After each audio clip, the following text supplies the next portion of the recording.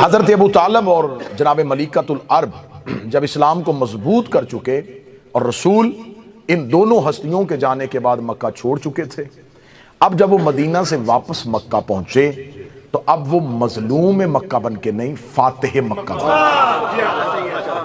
فاتح مکہ کی حیثیت سے وہ مکہ میں داخل ہو چکے تھے۔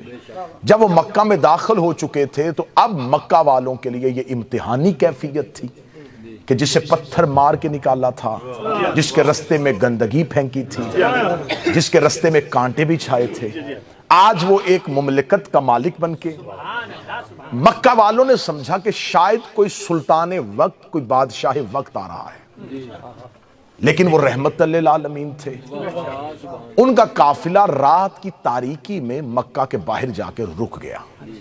مکہ میں ہلچل مچ گئی اور لوگوں نے اپنے گھروں کے دروازے بند کر دیے، خوف کے عالم میں کہ آج بدلہ دینے کا وقت آ گیا ہے، جس نے جو جیسی مصیبت کی تھی اسے اس کا ویسا ہی سزا ملے گی۔ مکہ کے دروازے بند ہو گئے، لیکن یہ تاریخ انسانیت نے پہلی بار منظر دیکھا تھا کہ جس نے بدلہ لینا تھا وہ اس وجہ سے شہر کے باہر رک گیا کہ ابھی شہر والے سوئے ہوئے ہیں۔ تمہید میں آپ ساتھ دیں گے تو نتیجہ آپ کی سوچوں سے وہ اس لیے رک گئے کہ شہر کے لوگ سوئے ہوئے ہیں، ان کے آرام میں خلل نہ آئے۔ رات کے اندھیرے میں جو ان کے لشکر کے لوگوں نے مشعلیں روشن کی تھیں، رسالت ماب نے وہ مشعلیں بجھا دیں کہ کہیں مکہ کی پہاڑی پہ کھڑا ہوا بھی کوئی ان آگ کو دیکھ کے پریشان نہ ہو، لہٰذا ان کو سکون سے رات گزارنے دیں اور صبح کو وہ کائنات کا سب سے بڑا فاتح اعظم سفید پرچم لے کے مکے میں داخل ہو، جو اس دور میں امن کی علامت تھا۔ اور مکہ میں داخل ہوتے ہی اپنے لشکر والوں کو کہہ دیا تلواریں نیاموں میں رہنی چاہیے، نیزے آپ کے اندر ہونے چاہیے، گھوڑا آپ نے دوڑانا نہیں ہے، اونچی آواز میں آپ نے بولنا نہیں ہے، کسی کا دروازہ آپ نے توڑنا نہیں ہے، انتہائی عزت و احترام کے ساتھ مکہ کی گلیوں سے گزرو، کیونکہ یہ مکہ والوں کا شہر نہیں، میرے باپ دادا کا شہر،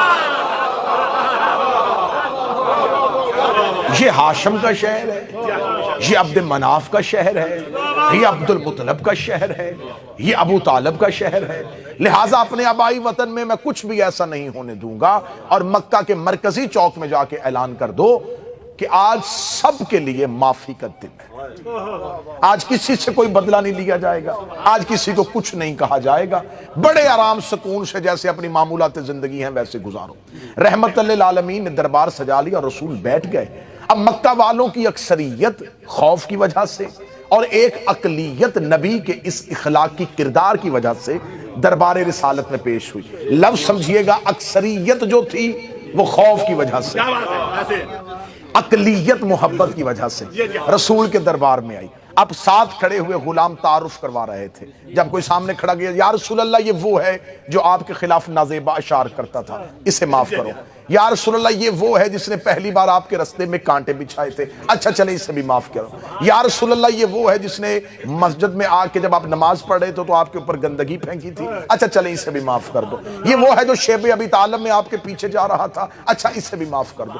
صبح سے لے کے شام تک رحمت عالمین مسکرا کے معاف کرو، اسے بھی معاف کرو، اسے بھی، جاؤ میں نے تمہیں معاف کیا، جاؤ میں نے تمہیں معاف کیا، جاؤ میں، یہ صدا مسلسل گونج رہی تھی، جاؤ میں نے تمہیں معاف کیا، جا میں نے تمہیں معاف کیا، جا میں نے تمہیں معاف کیا۔ جب مکہ کی گلیوں میں یہ بات پھیل گئی، وہ تو کسی کو کچھ بھی نہیں کہہ رہا، سزا دے ہی نہیں رہا، وہ تو معاف میں معاف کیا، جا میں نے تجھے معاف کیا، جا میں نے تمہیں۔ شام کے وقت مکے کا ایک سردار، نام اس کا ابو سفیان ہے، وہ رحمت للعالمین کی بارگاہ میں پیش ہوا، اور بارگاہ رسالت میں جب آیا تو اب اس کے ذہن میں بھی یہ تھا یہ مجھے بھی کہہ دے گا جا میں نے تجھے معاف کیا۔ جو ہی رسول کا اور اسلام کا سب سے بڑا دشمن نبی کی آنکھوں کے سامنے آیا، لوگوں نے کہا یا رسول اللہ یہ بھی معافی کا درخواست گزار ہے۔ اب رحمت للعالمین کے اہل سنت شیعہ تواریخ کا میزان، رسالت مآب نے اس کی طرف یوں دیکھا، اب چہرے پہ مسکراہٹ نہیں آئی، اب رحمت کے چہرے پہ جلال چمکا اور کہتے جا میں نے تجھے آزاد کیا۔ لے تمہید مکمل ہو گئی، تمہید مکمل ہو گئی۔ یہاں تک آپ نے میرا ساتھ دیا، میں آپ کا شکر گزار ہوں۔ آپ نے انتہائی عمدہ طریقے سے تمہید کو سنا، تمہید مکمل ہو گئے۔ رحمت للعالمین نے یہ نہیں کہا جا میں نے تجھے معاف کیا، جا میں نے تجھے آزاد کیا، میں نے تجھے آزاد کیا۔ یہ دراصل بہت بڑا انتقام تھا کسی سردار کے لیے، کسی رئیس کے لیے، کہ اسے یہ جملہ کہا جائے جا میں نے تجھے آزاد کیا۔ اور اس نے اس بات کا بعد میں بہت دفعہ اظہار کیا تھا کہ کاش فتح مکہ کے روز عبداللہ کا بیٹا مجھے قتل کر دیتا۔ اس نے یہ جملہ کہہ کے میری نسلوں کو بھی قید کر دیا ہے۔ اس نے کہا جا میں نے تجھے آزاد کیا۔ پھر اس کے بعد وہ مکے کی گلیوں میں جب بھی پھرتا تھا، مکے کے بچے کہتے تھے یہ ہے وہ جسے مصطفیٰ نے آزاد کیا، یہ ہے وہ جسے پیغمبر نے آزاد کیا۔ مکہ اس کے لیے رہنا قیامت ہو گیا۔ رحمت للعالمین واپس پلٹ کے مدینے آ گئے۔ اس نے اپنی نسل سے کہہ دیا کہ اب مکہ تمہارے رہنے کے قابل نہیں، جتنی دیر زندہ رہو گے ذلت کی زندگی جیو گے۔ کیونکہ مکہ کا جو سب سے بڑا خاندان تھا بنو ہاشم، اس کے ایک فرزند نے بنی امیہ کے سردار کو کہا ہے جا میں نے تجھے آزاد کیا۔ یہ موضوع آپ بہتر سمجھیں گے، جن کا دیہات اور گاؤں سے تعلق ہے وہ اس موضوع کو سمجھیں گے۔ اب اس کے لیے رہنا مشکل ہو گیا کہ نہیں، اس مکے میں دو ہی تو گھر بڑے تھے، بنو ہاشم، اور اس نے بنو امیہ سے کہہ دیا جا میں نے تجھے آزاد کیا۔ لہذا اس نے اپنی نسل سے کہا مکے نہیں رہنا۔ انہوں نے کہا مدینہ، انہوں نے کہا مدینے بھی نہ جانا، وہاں بھی رسول ہے، وہاں نہ جانا جہاں اسلام ہے، وہاں بالکل نہ جانا جہاں اسلام ہے۔ یمن، مصر، کوفہ، یہاں نہ جانا۔ اس دور میں شام ایک ایسا، شام اسے جسے آج ہم سیریا اور شام کہتے ہیں، اس دور میں یہ پوری ایک سلطنت تھی۔ آج کا فلسطین، آج کا حمص، آج کا اردن، آج کا لبنان، یہ سارا شام کے اندر تھا۔ اور یہ اسلام کے آنے سے بہت پہلے کا قدیم ملک ہے۔ آپ نے سنا ہوگا کہ رسالت مآب کے باپ جو حضرت عبداللہ تھے وہ شام تجارت کے لیے گئے تھے جب رسول کا ظہور ہوا۔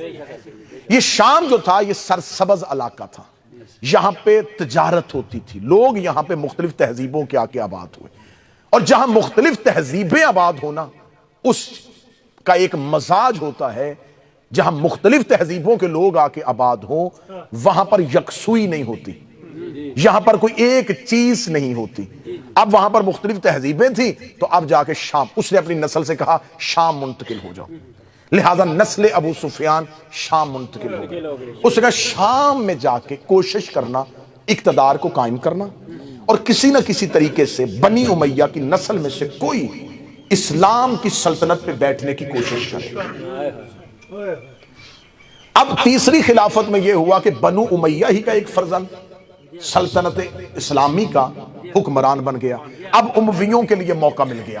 اب میں بہتر طریقے سے موضوع آپ کے سامنے پڑھوں گا۔ شام آباد ہو چکی تھی، شام امویوں کے ہاتھ میں آ گیا تھا، لیکن باپ نے وصیت کی تھی ابو سفیان نے کہ اگر میں مر جاؤں اور میرے بعد تمہارے ہاتھ میں حکومت آئے، تمہارے ہاتھ میں اقتدار آئے، جیسے بنی ہاشم نے مجھے مکہ میں یہ کہا تھا جا میں نے تجھے آزاد کیا، نسل مصطفیٰ میں سے کسی ایک کو قیدی بنا کے سامنے کھڑا کرنا، میں فضائل پڑھ رہا ہوں، اور کہنا کہ جا میں نے تجھے آزاد کیا، تاکہ میرا بدلہ پورا ہو سکے، اس ذلت کا بدلہ اتر چکے کسی طریقے سے، کیونکہ عربوں میں کینہ بغض نسلوں میں چلتا تھا، یہ نسلوں کو بغض دے کے جاتے تھے، یہ ورثے میں بغض دے کے جاتے تھے۔ باپ نے کہا میری قبر پہ نہ آنا جب تک ہاشمیوں سے یہ بدلہ نہ لے لو۔ آخر ہاشمیوں نے پورا زور لگایا، ایڑی چوٹی کا زور لگایا، شام میں اپنا تسلط قائم کیا، شام نے اپنی حکمرانی قائم کی، مدینہ کے مرکز حکومت میں امویوں کا حکمران آ گیا۔ اب انہوں نے کوشش کی مدینہ بھی ہمارے پاس آ گیا، شام بھی ہمارے پاس آ گیا، اب ہم آل رسول کو، اہل بیت کو کوئی چیلنج کرتے ہیں۔ انہوں نے امیر المومنین کے دور حکومت میں بڑی کوشش کی کہ علی کو کسی طریقے سے شام لے کے آئیں، لیکن امیر المومنین کوفہ پہنچے، کبھی جمل میں انہیں شکست دی، کبھی صفین میں انہیں شکست دی، کبھی نہروان میں انہیں شکست دی۔ دور امیر المومنین گزر گیا، یہ علی سے وہ بدلہ نہ لے سکے۔ پھر آ گیا امام حسن کا دور، انہوں نے کہا ہم حسن کو شام لے کے آئیں گے۔ میرے مولا حسن نے ایک معاہدہ لکھ کے ان کی سازش کو وہی ختم کر دیا۔ ادھر آ گیا مولا حسین کا دور، ادھر معاویہ بن ابو سفیان مر گیا۔ یزید نے تخت پہ بیٹھتے ہی کہا میرے دادے کی وصیت تھی، میرے باپ کی حسرت تھی، نہ دادے کی وصیت ابھی تک پوری ہوئی نہ باپ کی حسرت پوری ہوئی، 70 سال ہو گئے ہیں ہمیں زمام اقتدار کو سنبھالے ہوئے، اب میں کوئی دیر نہیں کروں گا، اب میں ہاشمیوں سے بدلہ لوں گا۔ انہوں نے امام حسین سے بیعت کا مطالبہ کر لیا۔ حسین مکے پہنچے، اس نے حاجیوں کے لباس میں قاتل بھیجے، حسین وہاں سے بھی چل پڑے۔ حسین اس کی سازش کو دیکھتے رہے، رہے، حسین کربلا میں آ کے سو گئے۔ اس نے عمر ابن سعد کو یہ پیغام بھیجا تھا کہ کسی ایک ہاشمیوں کے مرد کو زندہ بچا کے شام لے کے آ۔ تو نے اب ذرا ذہن میں رکھیے گا، میں تاریخ آپ کو سنا رہا ہوں، جن بھیڑیوں نے علی اصغر نہیں چھوڑا انہوں نے سجاد زندہ کیوں رکھا؟ کیونکہ حکم یزید تھا کہ نسل حسین میں سے ایک بیٹا قیدی بنا کے شام لے کے آؤ، تاکہ میں باپ کی وصیت، دادے کی وصیت پوری کر سکوں۔ ادھر سید الساجدین کربلا سے، میں فضائل پڑھ رہا ہوں، کربلا سے چل پڑے۔ جیسے جیسے یہ قافلہ توحید شام کے قریب جا رہا تھا، یزید کے اندر کی حسرت جاگ رہی تھی، اب میں بدلہ لوں گا۔ وہ 70 سال پہلے وہ جو فتح مکہ کا بدلہ تھا، وہ جو باپ کی حسرت تھی، وہ جو دادے کی حسرت تھی، اس نے پورا شہر سجا لیا، اس نے روسہ بلا لیے، اس نے حکمران بنا لیے، تاکہ پھر مکے والوں نے صرف ہماری ذلت دیکھی تھی، اب جب میں ہاشمیوں سے بدلہ لوں گا صرف شام نہ دیکھے، مصر بھی دیکھے، یمن بھی دیکھے، اردن بھی دیکھے، کوفہ بھی دیکھے، مکے بھی دیکھے، مدینے کے لوگ بھی دیکھے۔ اس نے پورا شہر سجا لیا، پورا شہر خالی کروا دیا۔ آج ہم نے لینا ہے وہ مکے والی شکست کا بدلہ۔ قافلہ توحید شام کی طرف بڑھتا جا رہا تھا، یہ لوگ اکٹھے کرتا جا رہا تھا، دربار سجاتے جا رہا تھا۔ آج 70 سال کے بعد بنی امیہ کی جیت کا اعلان ہونا تھا، آج بنی امیہ کی فتح کا اعلان ہونا تھا۔ ان کو قیدی بنا کے لے کے آیا جا رہا تھا۔ جیسے ہی سید الساجدین کا قافلہ بازار شام سے گزرتا ہوا دربار کی جانب بڑھا، اس نے اپنا بہت اونچا تخت لگایا، اس تخت پہ جا کے بیٹھا، اس نے اپنے سر پہ اپنے دادے ابو سفیان والی پگڑی رکھی،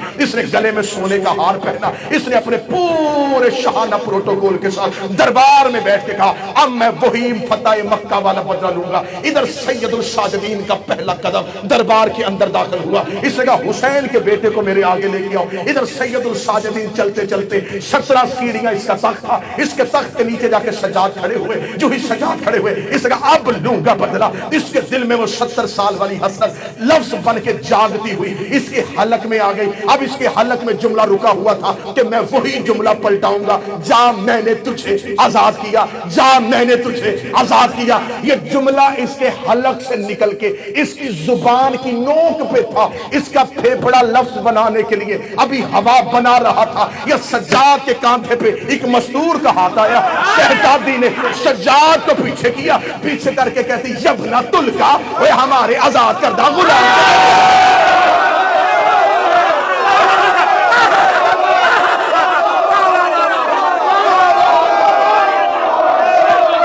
جس بندے کو محنت میں بولے یبنا تلکا، یبنا تلکا، اے ہمارے آزاد کردہ غلام کے بیٹے۔ ذرا اس رنگ سے فضائل سننا، اس رنگ سے فضائل سننا۔ میں آپ کو سید سجاد اور عالیہ کی فتح سناؤں۔ تم نے ہزاروں دفعہ ممبر سے سنا فاتح شام، میں بتاؤں فاتح شام بنی کیسے تھے۔ شہزادی نے کہا یبنۃ الکا، اوے ہمارے آزاد کردہ۔ یہاں لفظ ذہن میں رکھنا، غلام کی عربی زبان میں بڑے لفظ ہیں، عبد بھی غلام کو کہتے ہیں۔ جو غلام بکنے کے لیے اور خریدے یہ عبد ہے، جسے عربی زبان میں جسے خریدو اور آزاد کر دو، لیکن وہ آزاد ہو کے پھر مرضی سے غلام بنے، اسے حر کہتے ہیں۔ جاؤ جا کے عرب کی لغت اٹھا کے دیکھو، حر اس غلام کو کہتے ہیں جسے کر آزاد دو پھر وہ مرضی سے غلام ہو جائے۔ تلکا یہ بھی غلام کو کہتے ہیں۔ تلکا اس سے نکلا ہے طلاق، وہ آزادی جس کے بعد واپسی نہ ہو۔ بی بی نے جو غلام کا لفظ استعمال کیا وہ کتنا بہترین کا، یبنۃ الکا، اے ہمارے آزاد کردہ غلام کے بیٹے۔ اب شہر اس نے بلایا تھا، لوگ اس کے اکٹھے کیے ہوئے تھے، مجمع اس کا بلایا ہوا تھا۔ جو ہی بی بی نے کہا یبنۃ الکا، اوے ہمارے آزاد کردہ غلام کے بیٹے، لوگوں کے کان کھڑے ہوئے، کون کس کو کہہ رہا ہے؟ یہ مستور اسے کہہ رہی ہے۔ لوگوں نے کہا کون ہے یہ، کس کو کہہ رہی ہے؟ یزید کی طرف نے کہا اتنے سالوں سے راج کر رہے ہو، بتایا ہی نہیں، غلام کے بیٹے ہو۔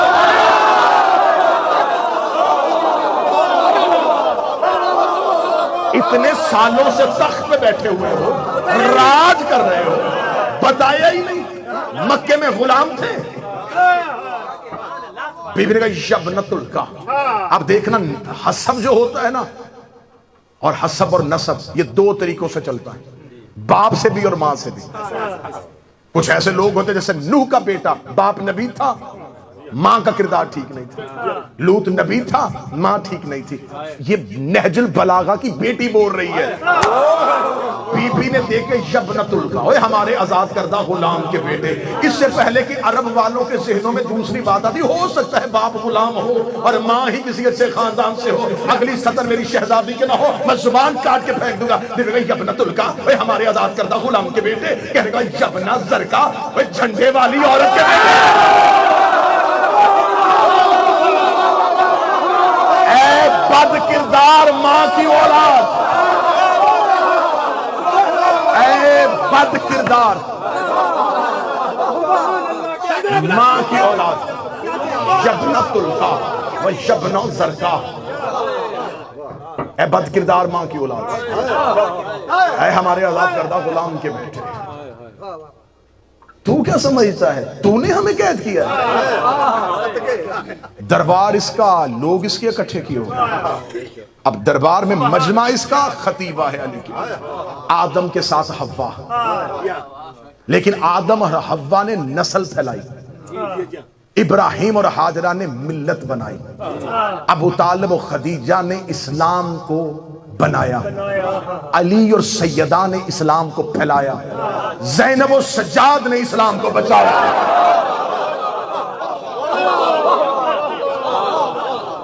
نہ سمجھنا، میں منت کر کے کہہ رہا ہوں، کبھی ان زاویوں سے سمجھا کرو اہل بیت کو۔ آپ کو ممبروں سے بتا دیا جاتا ہے یہ پھپھی بھتیجے کے ساتھ نہیں گئی، کربلا میں بہن بھائی کے ساتھ نہیں ہے۔ مولا فرماتے ہیں کہ تو ہم تمہارے لیے رشتوں کے نام رکھتے ہیں، یہ تمہاری پہچان کے لیے رکھتے ہیں، یہ اصغر ہے، یہ اکبر ہے، ورنہ ہمارے گھر میں کوئی اصغر نہیں ہوتا۔ اور اصغر کے آگے لفظ ہے علی۔ جملہ کہہ دوں اگر کوئی ایک بندہ سے جن کا اصغر بھی علی ہو، ہائے ہائے ہائے، علی کہتے ہیں بڑے کو، جن کا اصغر بھی علی ہو، جن کا چھوٹا بھی بڑا ہو۔ یہاں پر بہن بھائی کے ساتھ نہیں گئی، یہ ہے شریکت الحسین۔ میں فضائل پڑھ رہا ہوں، شریکت الحسین، شریکت البرادر نہیں، شریکت الاخی نہیں، شریکت الحسین، بھائی کی حصے دار نہیں، حسین کی حصے دار۔ کہوں جملہ اس مجمع کو کرو گے قبول؟ جہاں جہاں حسین ہے وہاں وہاں یہ شریک ہے۔ جب سے حسین ہے تب سے یہ شریک ہے۔ 6 یا 7 بندوں نے ہاتھ کھڑا کیا، باقیوں کو بتاؤں کب سے حسین ہے؟ نبی نے فرمایا تھا حسین و منی، حسین مجھ سے ہے۔ اس کا مطلب ہے یہ حسین کی شریکہ نہیں، یہ رسالت کی شریکہ ہے، یہ رسالت میں بھی شریک ہے۔ اب اس کے پاس کون کون سی شراکت ہے؟ نبی نے فرمایا تھا حسین سیدہ شباب اہل الجنہ، حسین جنت کا سردار ہے، زینب اس کی شریکہ ہے۔ ابھی تو میں چھوٹی پرواز بھر رہا تھا، ابھی تو میں نچلی پرواز پہ تھا، اگر 4 6 7 بندے میرے ساتھ چلو تو پرواز اوپر لے کے جاؤ۔ میں نے کہا تھا حسین و منی، جب سے حسین تب سے یہ شریکہ، جہاں تک حسین، حسین جنت کا سردار، عالیہ جنت کی سردار۔ میرے مالک حسین کہاں کہاں ہے؟ اجمیر میں سویا ہوا ایک فقیر بولا، اس نے کہا حقہ کی بنا لا الہ حسین لا الہ ہے، زینب لا الہ میں شریک ہے۔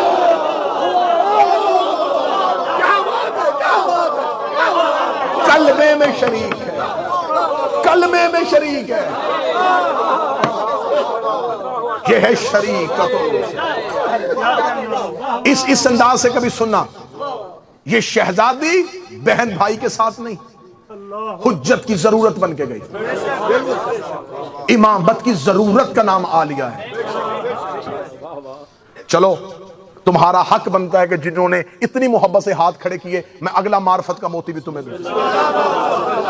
قوانین ہوتے ہیں، حجت کی دنیا میں قوانین ہوتے ہیں، حجت کی دنیا کا قانون ہے کہ اگر ایک وقت میں دو حجتیں ہوں، ایک خاموش رہے گی ایک کلام کرے گی. حضرت ابراہیم حضرت اسماعیل ایک دور ہے، ابراہیم کلام کرے گے، اسماعیل خاموش رہے گا. یعقوب کلام کریں گے، یوسف خاموش رہے گا. موسیٰ کلام کرے گا، ہارون خاموش رہے گا. مصطفیٰ کلام کریں گے، مرتضیٰ خاموش رہیں گے. مرتضیٰ کلام کریں گے، حسن خاموش رہیں گے. حسن کلام کریں گے، حسین خاموش رہیں گے. آخری بندے تک جس کے حصہ ہے وہ جملہ لے جائے گا. ہر دور میں ایک حجت بولتی ہے اور دوسری خاموش ہوتی ہے. یہ قانون کسی شاعر کا بنایا نہیں، اللہ کا بنایا ہوا ہے. اور اللہ نے آدم سے شروع ہوا ہے کہ ہر دور میں اگر دو حجتیں ہوں گی، ایک حجت کلام کرے گی، ایک حجت خاموش رہے گی. ایک حجت بولے گی، دوسری حجت چپ رہے گی. کہاں جا کے دنیا کو علی کی بیٹی سناؤ؟